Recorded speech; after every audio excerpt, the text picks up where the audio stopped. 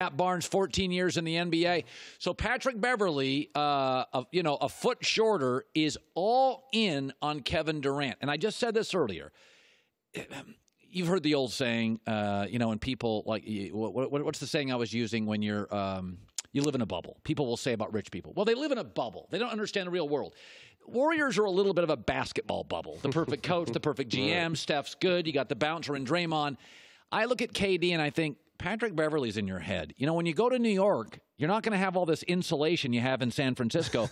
Could I make the argument when I watch Patrick Beverley get into KD's head, KD is kind of easy to disrupt sometimes briefly? It depends on how I can understand your argument. He's still averaging 22 a game. I think he doesn't get the second tee in the first game if it's a close game. I think he kind of did that to send like a little message. I think more than anything, I think the refs are a little too caught up in that matchup. I think they're kind of this is the playoffs. It's going to be physical. There's going to be some grabbing. There's going to be some pushing. But they're trying to call every ticky-tack foul, and no one wants to see either of those guys fouled out. It's better for the game for both those guys to be playing. But some would say he's in his head. I don't necessarily think he's in his head. I think KD, he's been very efficient both games, even though he shot 8 times last game. I think he will, obviously, the 9 turnovers are what really stand out to me. But, for him to foul out the first time ever in his playoff career like that was a flop right there. That fake little elbow, that was a flop. I think the refs got a little too caught up in the situation. Okay, so the refs are too much into the individual battle. That one-on-one individual battle, I think so. Okay. What do you make of the Clippers? I mean, I got to tell you. I love it. If I'm Kawhi Leonard, yeah, aren't they just missing me? To me, what they're doing right now is they're giving the Warriors a hell of a battle, like I thought they would. But they're making themselves the #1 destination this summer. They have a great owner, great front office, and Lawrence Frank, Jerry West. One of the better coaches in the league, and they have all their role players set. The one thing I really liked about Doc when I played there is he always used to tell us, be a star in your role. Do what you do the best way you can do it, and you can tell all those guys are doing that. You can't. Lou Williams is playing great. Harrell's playing great. The rookie hit a big shot last night. Gallo's playing Gallo. So they are set up. I mean, they have a spot for 2 max free agents. So imagine, I'm just saying, a KD and a Kawhi going there. I mean, that would. They're the 2020 Look at champions. That. You see Ballmer up there with Doc Rivers? Oh, he's going crazy. They had a camera on Ballmer the whole game, and I love that guy. He's just so into it, patiently waiting. He couldn't hold his excitement in at the end. He just had to let it go. It was funny. Yeah. Do they have any chance? I don't think so. I think they're Boogie now. I definitely think they're going to be respected, and like I said, they're selling themselves as the #1 destination. But I don't see the Warriors losing this series, and I just think if they're fortunate enough to make it as far as they can, it's not going to be easy this third time around. They're going for a 3-peat. It's not going to be easy, so it's going to be a battle every single series. Yeah, no, there's a real fatigue. I mean, there's a reason we've never had a 4-time champ. I mean, Michael Jordan at some point left basketball, and I remember reading stories about it. He was just mentally emotionally drained from it. It's a star-driven league. So football, Brady can win, but it's about the system and the coach. And I always felt this about NBA guys. A football player, Julian Edelman, can put on a cap, go to Costa Rica, and be fine. NBA players can't disappear. LeBron James goes, I'm going to get a coffee down the street. Who's the 6'9" dude? Oh, it's LeBron James. Yeah. Like, basketball is so star-driven that for the greatest players, where is Kevin Durant? In what neighborhood can Kevin Durant hide in the offseason? So I do think it just emotionally, it's just draining for these players. Right. Let me shift into this.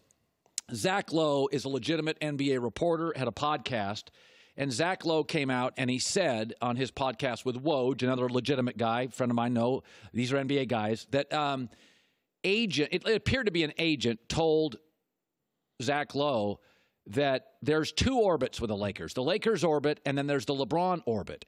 And powerful people in the league have said, listen, we don't want those orbits. We do not want to send our player to, quote, LeBron's team.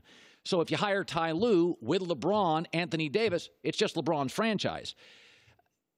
I always push back when people said, nobody wants to play with LeBron. And I thought, come on. D-Wade did, Bosh did, Kevin Love. I don't buy that.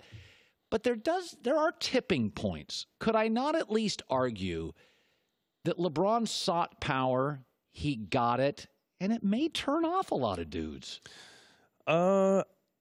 It's tough to say. I think any great franchise goes through their star players or star players when they're going to do any kind of moves. I just think there's so much uncertain about their front office, whether people think LeBron is running the team. They've handed the keys, what it looks like, to Rob Pelinka, and throughout the league, he's not very well liked or respected, and you hear a lot of stuff about backstabbing when it comes to him. So, to me, do you want LeBron? Do you trust LeBron, or do you trust Rob? Or, they're a situation now. So I don't know who is to blame in the situation. But at the end of the day, the players have a say over their agent. Their agent may not like it or want to send them. Okay, but at the end of the day, you're a star. Right. Would you go there? No, I'd go to the Clippers. You'd go to the Clippers. Yeah, if I'm a Kawhi or a 23 KD, point a game. Yeah, and I'm about to dude. get maxed. No, I'm going to go to the Clippers because there's just too much. Like I said, uncertainty in the front. The front office scares me more than anything. Winning starts at the top. Absolute top. You can hire the best coach. You can give them another superstar. But if that management is not set and tight and understanding and everyone's on the same page, you're not going to go. Look at the Knicks. You're trying to say in the last however long they haven't had any good coaches. It starts at the top. Yeah. You know what I mean? So it's just if the front office is unstable, that scares me more than anything else that you can put together. Okay, so Joy's not going to like this, but I have to say this. Zion Williamson came out yesterday, and Zion Williamson said, I'm going to play in the NBA. Last year was the best year of my life, which is impossible because he was not paid. And, of course, basketball is no fun in college unless you're paid. And I look at this and I think to myself, there's 370 Division I programs. That means there's 4,800 players. 9 will play pro ball. And they have to wait 9 months. Insane, right? I don't think you – now, by the way, I know we watch Duke and Kentucky and Kansas and the games are sold out. Most of those gyms are empty, and these are not profit centers. I think college basketball was awesome for Zion. Absolutely. I think we've taken college basketball, and I get guys wanting to get paid. I get it. But Zion Williamson can call for the rest of his life, Mike Krzyzewski. I need tickets. I need swag. I need advice. I need an agent. And Mike's going to say, yes, yes, yes, yes, yes, yes, yes. I love that Zion Williamson's like, that was the best time I've ever had in my life. Did you like college? 1,000%. And we talk about this all the time in this UCLA group chat. Outside of having kids, it was a dream come true to play in the NBA, but the best time of my life was at UCLA. More than the NBA. Yeah, absolutely. Because it's your last, and getting to the NBA is a blessing and you get money, but a lot of responsibility comes with that. A lot, like you said, mentally draining. It mentally drains you. I was fortunate enough to play for 14 years. It's mentally draining to be a professional basketball player. Don't get me wrong, we get paid a lot of money, but college is kind of your last time in that quote-unquote bubble when you're with your friends and you're going to class and you're flirting with girls before it all gets real, really real. So I think Zion was a great shot in the arm for college basketball as a whole this year. It was because to be honest with you, I hadn't watched college basketball. I couldn't tell you how long I'd watched the tournament, but I would never watch the regular season games. Well, you and the rest of the country. Right. You know what I mean? So he was must watch. Every chance I got, the twins and I were watching, Zion. Oh, so, look at him. I love his video. I love watching him play. And I think, that this is on another point. This is why I think the NCAA is making a mistake not letting LaMelo Ball play college basketball. He'll be much watched. The NCAA needs players like this to draw, like you said, eyeballs are down, as far as watching college basketball during the regular season. You get Zion was must-watch TV. They broke all kinds of numbers when he was on this year, and then like LaMelo would be the same kind of caliber next year. Must-watch. You're going to watch all of LaMelo's games, so I think they're making a mistake not allowing him to play. Quickly, last year I went a little overboard. I get very emotional, Matt. Sometimes I'm emotional, and last year Ben Simmons came out, and I said, that's the closest thing to Magic Johnson I've ever seen. Give me a break. 6'10 and a half guard. Sees the floor, dribbled. He better defender than Magic was early. And now I watch him and I'm like, what do you do with Ben Simmons? He can't shoot outside 8 feet. What do I do with him? Was I too high and now I'm too low? I watched last night, and yet last night he played well, but God, night to night I don't know what I get with him. What is Ben Simmons going forward? I think as a whole, we just want everything so fast. What is this, second year, third year? Well, second year playing, third year he got hurt first year. Second year, because you only learn while you're playing. To me, he just has to impose his will. I think he's letting the fact that he can't shoot and what everyone else is saying about it get him in his head. At the end of the day, he's going to be bigger, stronger, than anybody else guarding him. So if they sag off, you got to attack, make plays for yourself, can't be afraid to get fouled and get to the foul line. He's not a very good free throw shooter, but you got to embrace getting to the foul line, and then you got to score it. You know what I mean? I think last night was he imposed his will, and I put it on Twitter earlier in the day that he needed to impose his will.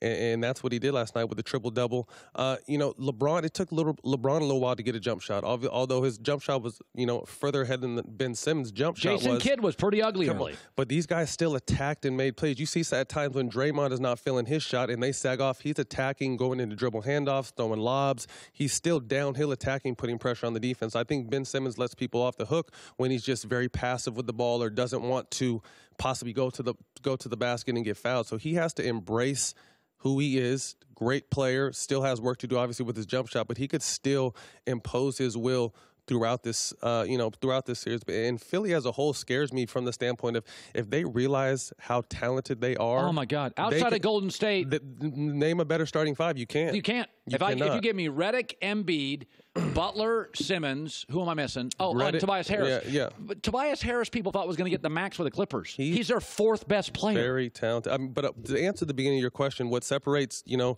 good from great is consistency, and Ben's not consistent yet. So once he becomes a consistent, I just think understands the game more. He's still young.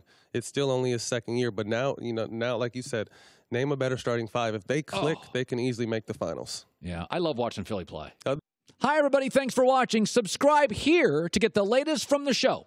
Also, be sure to check out more of the best clips from The Herd or go watch a few segments from other shows on FS1.